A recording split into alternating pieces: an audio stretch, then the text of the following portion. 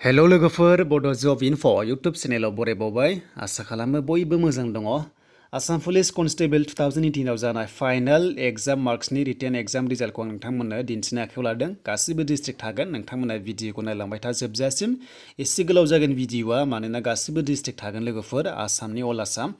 दा बे जाबाय फर्स्टआ इउबिमोन। दा बे एग्जामाव बेसेबां नाम्बार मोन्दोंमोन बेखौ नोंथांमोना नायनो हागोन आरो बेनिफ्राय नोंथांमोना एनालाइसिस खालामनो हागोन जे बेसेबां नाम्बार मोनोब्ला साख्रिया जाना फैनो हागोन। दाथ' लोगोफोर फिजिकेलाव एक्सट्रा मार्कखौ एड खालामदों, बेखायनो काट अफआ एसे हाइ थांगोन। फिजिकेलनि एडमिटआ बेनो जाबाय 30+ नांथारगोन। थ' 30+ आं लाथ'बाय, बिनि खमबो जानांगौ एसे 28, 29, 30। थ' 30 थायोब्ला कमन जायो, 30आ साबसिन जागोन आरो। थ' बिदिब्ला जों थांसै दा अफिसियेल वेबसाइटआव। बेनिफ्राय प्रिभियास रिलिनि नैबे रिटेन एग्जामनि मार्क्सआ बेसेबां मोन्दोंमोन, दा जों बेखौ नायगोन। थ' बेखायनो भिडिअखौ नोंथांमोना लाइक खालामदो आरो गोदानै फैदोंबा चेनेलाव साबस्क्राइब खालामनानै लादो। दायो जों फैबाय अफिसियेल वेबसाइटआव। दासिमबो एडमिट डाउनलड खालामाखैबा नोंथांमोना डाउनलड खालामनो हागोन। दा जायफ्रा रिलिया जोबाखै डाउनलड खालामना लानो हागोन। दा बेयावनो मोनखायो। थ' बेनिफ्राय गोदान भेकेन्सि फैयोब्लाबो बेयावनो अनलाइन एप्लाइ जागोन आरो आपडेटखौ नोंथांमोना थाबैनो मोनखागोन बड' जब इनफ' इउटुब चेनेलाव। दा बिदिब्ला जों गोबाव खालामला, जों जागायनोसै। डिस्ट्रिक्ट वाइज आरो बेसेबां नाम्बार मोन्दों मार्क्सखौ जोङो नायनोसै। दा जोङो गिबियाव नायगोन बाक्सानिखौ लोगोफोर। हौवाफोर हिन्जावफोर गासिबो दंमोन थांनाय बाराव इउबिआव। दा इउबि गैयामोन थांनाय बारनि रिलियाव। दा बेयाव नायदो। दा जों ओरैबायदि नायगोन, बेयाव एग्जामनि मार्क्सखौ जों नायगोन। दा हमना ला थांनाय बाराव पस्टआबो जोबोद खममोन, बेनिखायनो काट अफआ माने गोजौ थांदोंमोन आरो। दानिया पस्टआ बारा दङ, बेखायनो काट अफआ बारा थाङा, सेम टु सेमानो जागोन। दा बिदिब्ला जों रिफारेन्स महरै जों नायगोन, हिन्जावसाफोरनिखौ नायग्रोनोसै, बेनिफ्राय जों हौवाफोरनिखौ नायगोन। दा जों बाक्सा डिस्ट्रिक्टनि नैबे नाम्बार 4आव दङ सासे बर' रिंकि ब्रह्म। दा बेयाव नायदो एसटिपि आरो बिनि रिटेन एग्जामाव नाम्बारा मोन्दोंमोन 28। दा हिन्जावफोरा खम थांबाबो एबा मोनबाबो नाम्बारखौ मेरिट लिस्टआव फैनायनि चान्सआव थायो। दा काट अफआ थांनाय बारा 45, 48आव मोननाय जादोंमोन हिन्जावसाफोरा। थ' बिनिफ्राय लोगोफोर नोंथांमोना बुजिबाय हिन्जावसाफोरनि काट अफआ खम थाङो। नाथाय हौवासाफोरा जुदि 28 मोन्दोंब्ला एग्जामाव साख्रिया जानायनि लामायाव थाया। थ' मानोना नोंथांमोननि काट अफआ 60+ थांखायो। थ' बेखायनो नोंथांमोना मोजाङै मोजां एग्जाम होनांगोन। दा 50नि एग्जाम जायो नालाय, बिनि गेजेराव जोङो लानांगोन जोङो 30+। थ' जोङो 30+ लानांगोन। हमना ला जोङो 30खौनो लाबाय। बेनिफ्राय दा फिजिकेलाव जोङो 35 मोन्दों, हमना ला 35 मोन्दों, अब्ला जोंनिया 65 जाबाय, इनक्लुडिं बेयाव एक्सट्रा मार्क थागोन खायसेया 2, मेक्सिमाम 2 मोननाय जायो। दाथ' फिजिकेलाव एड खालामदोंनो। थ' बिनिफ्राय जोंहा 65 मोनोब्ला साख्रिया जाना फैगोन। थ' बेखायनो जायफ्रा फिजिकेलाव गासैखौबो लानानै 35 नाम्बार मोनबाय, बेनिफ्राय एग्जामाव 30 मोनोब्लानो साख्रिया जानायनि चान्सआव दङ। आरो मोनसे अपसन थायो लोगोफोर, नोंथांमोना जेबो टेनसन लानाङा। थ' बेनो जाबाय नोंथांमोना जेबो नार्भास फिल खालामनाङा। जुदि नों फिजिकेलाव 30ल' मोन्दोंबा नोङो एग्जामाव नोङो लानांगोन लोगोफोर 35। थ' 35खौ लानो हायो, इजिलि लानो हायो। जायफ्रा मोजाङै फरायनाय दङ नोंथांमोना 35 लायोब्लाबो थ' नोंथांमोना 65 जाहैखाबाय। लोगोसे नोंथांमोन साख्रिया मेरिटआव फैनायनि लामायाव दङ। थ' बे जाबाय बाक्सानि गासै 429 बेयाव एपियार जादोंमोन थांनाय बारनि रिलियाव इउबिआव। थ' बेनिफ्राय जों नायनोसै नेक्स्टआव। दा नैबे जाबाय बरपेटानि लोगोफोर। दा बरपेटायाव काट अफआ गोजौ थांदोंमोन, बेनिफ्राय एसटिपिआ एसे खम जायो, मानोना एसटिपि खम केन्डिडेटआ। दा बेखायनो नोंथांमोना जेबो जिंगासिनांगौ गैया। जायफ्रा बरपेटानि थ' नोंथांमोना 30+ मोन्दोंब्लाबो थ' नोंथांमोन साख्रिया जाना फैगोन। बेयाव दङ नै लोगोफोर बरपेटानि, बेयाव जेरै मोननाय दं 30 मोननाय दङ, बेनिफ्राय खमबो मोननाय दङ। दा बेबायदि 13बो मोननाय दङ। दा नोंथांमोना जायखिजाया 30 मोनोब्ला साख्रिया जानायनि लामायाव दङ। दा नोंथांमोना नैबे पिडि फाइलखौ डाउनलड खालामना लानो हागोन। आं भिडिअनि डिसक्रिपसनाव होबाय, चेक खालामदो। दा बेनिफ्राय जों थांसै नेक्स्टआव लोगोफोर, गुबुन डिस्ट्रिक्टखौ नायनोसै।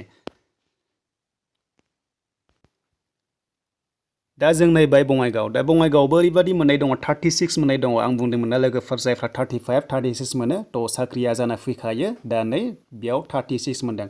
अब्ला नायदो 36 + 30 मोनदों बियो, अब्ला 66 थांखाबाय आरो बिनि साख्रिया जाना फैबाय एसटिपिब्ला। दा बेनिफ्राय जेनेरेलावबा काट अफआ गोजौ थाङो। दा 36खौ सोर मोननो जों नायनोसै बेयाव, नोंथांमोना नायदो। दा बेयाव जेनेरेला मोननाय जादों लोगोफोर, 36 नाम्बारखौ जेनेरेला मोनदों। दा नै बिथांमोननि काट अफआ एसे बारा थाङो। थ' 60, 66, 60+ थांखायो। थ' बेखायनो काट अफआ बिसिना गोजौ थाङो। दा जोंनि एसटिपिफ्रा जुदि 60 सामथिं मोनोब्ला साख्रिया जाना फैखायो। दा आसा खालामो नोंथांमोना 60+ मोननो हागोन। मोजां मोजां फरायबानो जाबाय। आरो देग्लायनि पस्टआ गोबां दङ, इबि दङ। थ' नोंथांमोना ओरैबायदि जागोन, जुदि ओरैबायदि मोनसे जायो लोगोफोर, जुदि इउबिआव 65 थाङोब्ला एबिआव 60 फैयो। थ' जुदि नोंना 60ब्ला नोङो मोननैबो बथ साइड एप्लाइ खालामदोंबा नोंनि साख्रिया नैबे इबिआव फैनायनि चान्स दङ। बेखायनो नोंथांमोना मोजाङै मोजां एग्जामखौ होबानो जाबाय, जाहाथे काट अफआ नोंथांमोना गाहायाव फैयोब्लाबो मिलायनो हायो। दा जों नायबाय काचार थ' काचाराव बेबादिनो गोजौ थांदों काटअफआ 31 लागै थांदों बेयाव नोंथांमोना नुनो मोन्दों बेनिफ्राय जों नायसै नेक्स्टआव लोगोफोर जोंनि खाथि खाथि डिस्ट्रिक्ट नायनोसै दा जों काचारखौ नायबाय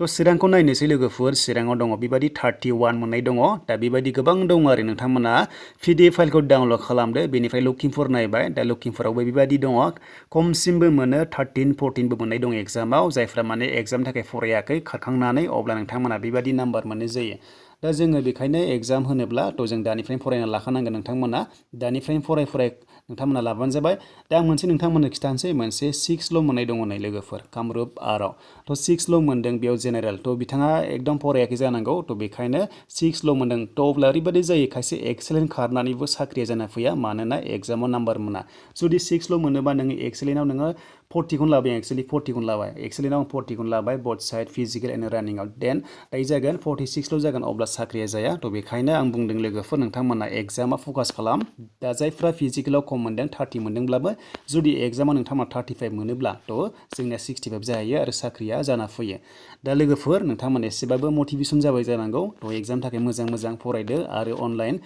एबा अफलाइन थ' दानिया अफलाइनसो जाखाया आसाम पुलिसा अनलाइन जाखाया थ' सरि लोगोफोर अफलाइन एग्जाम जागोन दा एग्जामा वेमारसिटआव जाखायो आसाम पुलिसनिया आरो गाव गावनि डिस्ट्रिक्टआवनो जायो आरो सेलेक्सना गाव गावनियावनो जागोन डिस्ट्रिक्टआव बेनिफ्राय काटअफआबो गाव गावनि डिस्ट्रिक्टआव थांगोन दा लोगोफोर बेखौ नोंथांमोना डाउनलड खालामदो दा डाउनलड खालामनानै चेक खालामनो हागोन आरो थांनाय बाराव सोर साख्रि मोनदों बेयावबो जोङो नायनो हायो दा बिदिब्ला आं सानै केन्डिडेटनि साख्रि मोननायखौ आं नोंथांमोननो दिन्थिनोसै एग्जामाव बेसेबां नाम्बार मोनदोंमोन दा सानै सिनायनायखौ आं नोंथांमोननो दिन्थिनोसै थ' बेसेबां नाम्बार मोनदोंमोन दा बिथांमोना जायखिजाया 30+ मोननाय दङमोन थ' जों बेखौ नायनोसै उदालगुरिनिखौ